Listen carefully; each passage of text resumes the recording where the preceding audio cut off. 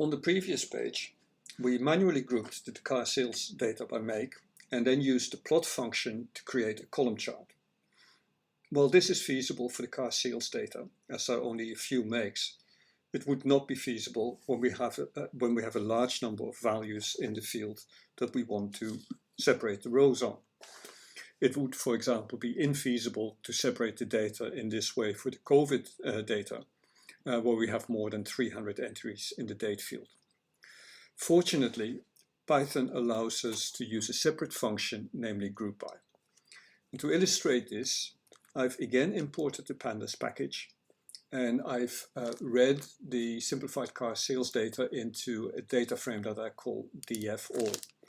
And now what I'm going to do is I'm going to create a groupby object, df_split, by doing df_all groupby.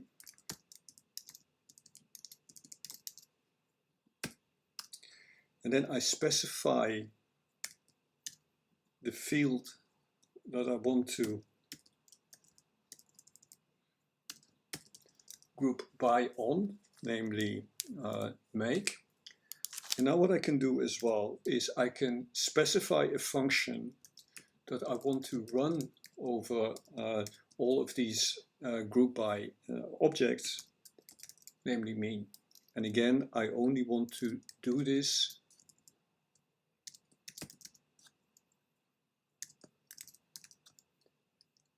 okay, so what this does is the groupby goes to the df_all, splits it by make, and then for each of these groups that it's making, for each of these splits that it's made, I need to use an equals, it will calculate the mean. So let's print df_split to see what it looks like.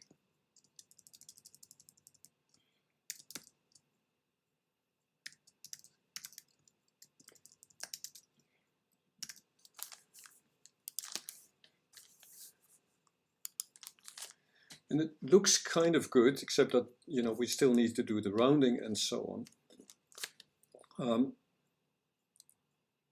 But there's still an issue. Because remember that when we did the plot, what we wanted to do is to plot make against sales price and cost price. Well, the problem here is that if you look at it carefully, you can only do that on columns. And if you look carefully at the df_split groupby object,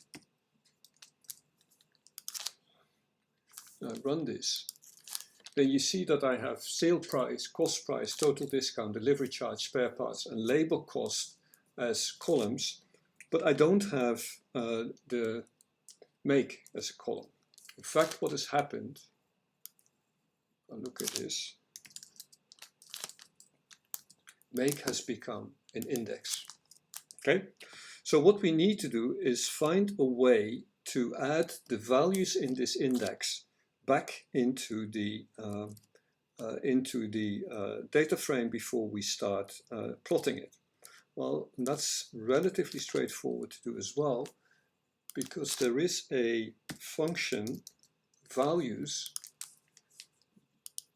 that will give me the values in that index. So what I can now do is add this back into split make equals, and I don't want to print it,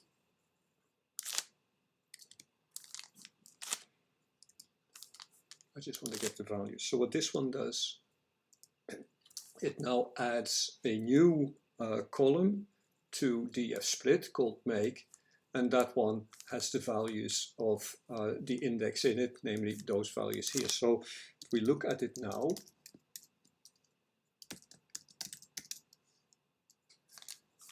and we run this, then we see that we've added make from the index into a separate field as well, a separate field in the data frame. And now obviously what we can do is we can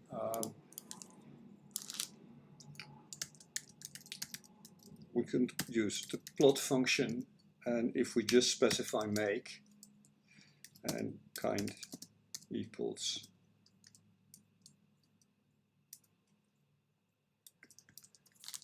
then you will see it will plot all of the different values against make.